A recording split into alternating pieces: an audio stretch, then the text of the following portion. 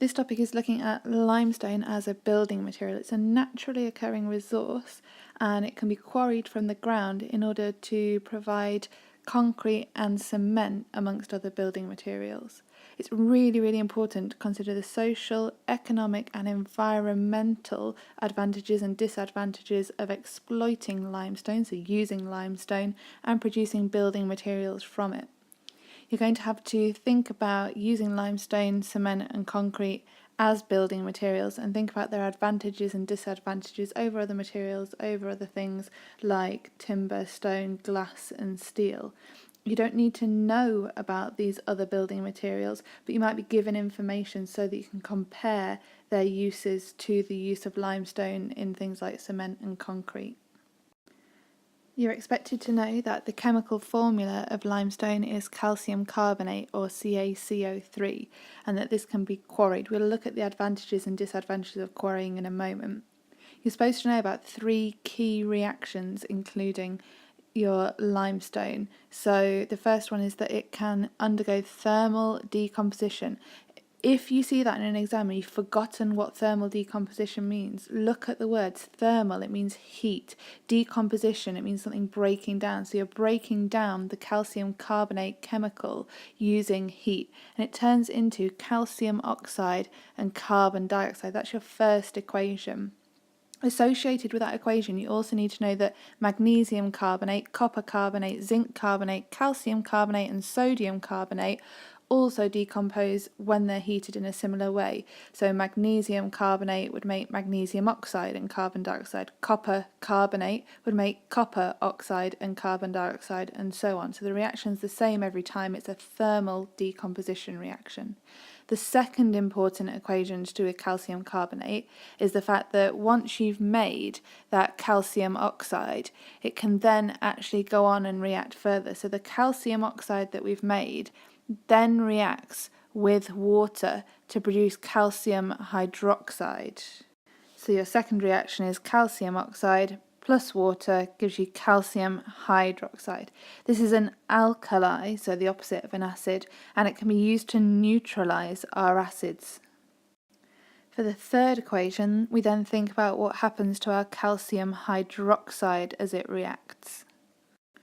So calcium hydroxide, which would be dissolved in water and known as lime water, would react with carbon dioxide to produce calcium carbonate.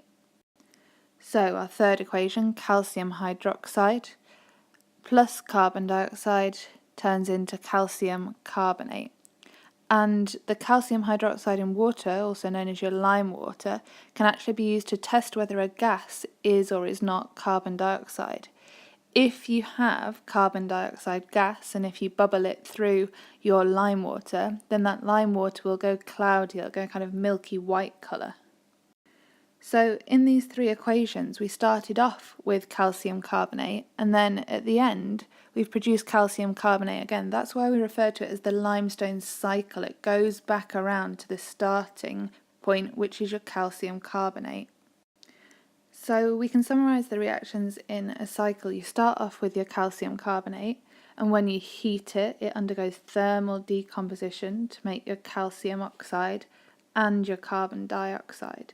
That calcium oxide will then react with water to make calcium hydroxide. That calcium hydroxide will react with carbon dioxide to get you back to your starting point of your calcium carbonate.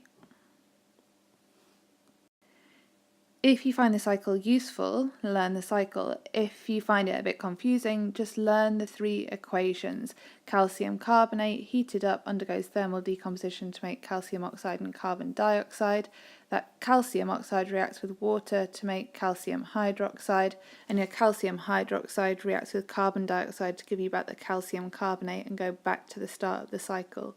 Just watch out for your calcium hydroxide. It's Ca(OH)(2), which means that there's 2 OHs for every calcium atom.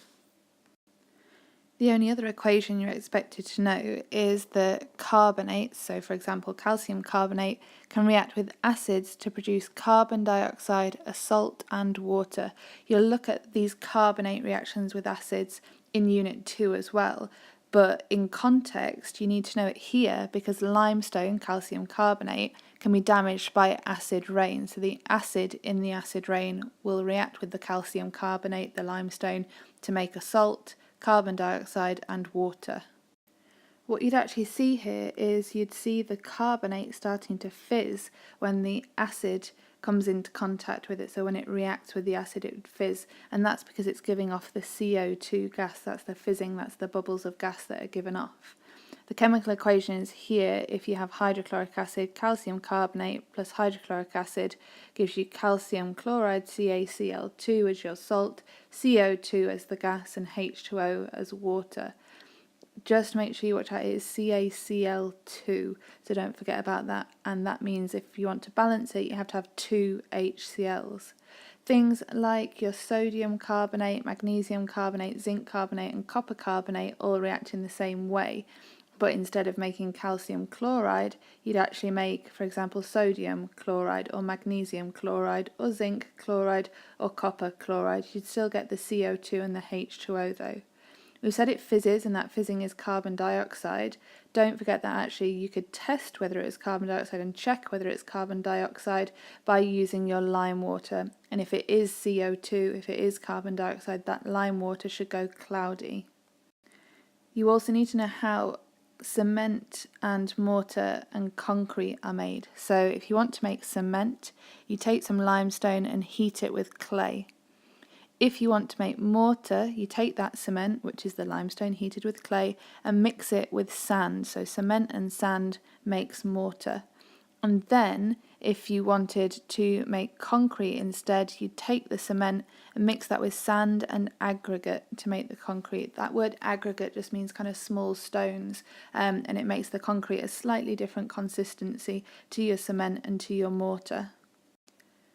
Something that they kind of sneakily mention at the start of C1.2 and don't really come back to in the specification is the advantages and disadvantages of quarrying. So these are summarised here. This is actually a student from our school's work, and it gives you a really good overview of the advantages, the positive things, and the disadvantages, the negative things around quarrying. And it splits them into social, economic, environmental. Social is to do with people. So people need building materials, and so quarrying allows us to get those. It also allows other materials to be made from the limestone that we quarry. However, in terms of people, it could be a disadvantage if we quarry a site because it might have historical importance. The other thing is as well, you might kind of put off tourists. If you've got a quarry, it's not usually very attractive, so that could be another social disadvantage. That links into economic, and a lot of the time you'll see that the social advantages and disadvantages are very similar to your economic advantages and disadvantages, or something that you describe might fit into both categories. So an economic advantage is the building materials that you get by quarrying are actually really valuable, and so companies can actually make a lot of profit from this. Economic disadvantages, actually when you close it, you need to think about the employers as well, the people being employed as well. So whilst it's a social and economic advantage that people could get a job there in the first place, you've got to think about later on, once you've quarried as much of that limestone as you can, what might happen to those people. As we said as well, an economic disadvantage is that you would put off tourists by having a quarry, which would ruin your landscape, so it's kind of affecting what people can see around the area and might put them off from visiting. So that links into your environmental as well, so you could say that an environmental disadvantage is that it's quite ugly to have a quarry, it's not very attractive for people to look at. And in terms of the environment as well, you can have a lot of trucks and things going to and from the quarry, so you get a lot of noise, a lot of dust pollution, and you can also end up with kind of water pollution as well, which is a real disadvantage in terms of the environment. When you answer a question on this, don't just say pollution or harmful to the environment. Be specific. It's the noise, it's the dust, it's leaking out harmful materials into our water supplies or our water systems. And obviously, if you dig out a quarry, then you're going to destroy habitats, and that's going to have an impact on the plants and animals in that area. Much later on, so after they've finished quarrying, you could say perhaps that an environmental advantage would be that those quarries can then become habitats again, or they might become sites of special scientific interest, but that's well after the quarry has completely closed down. Often you get a 6-mark question on this, and they'll ask you to give social, economic and environmental advantages and disadvantages, and then a little conclusion where you state your opinion. Do you think quarrying is a good thing or a bad thing? Make sure if you're answering that question, go through, have I put something about people, both in terms of the positives and the negatives? Have I put something about the economy in terms of positives and negatives? Have I put something about the environment in terms of positives and negatives?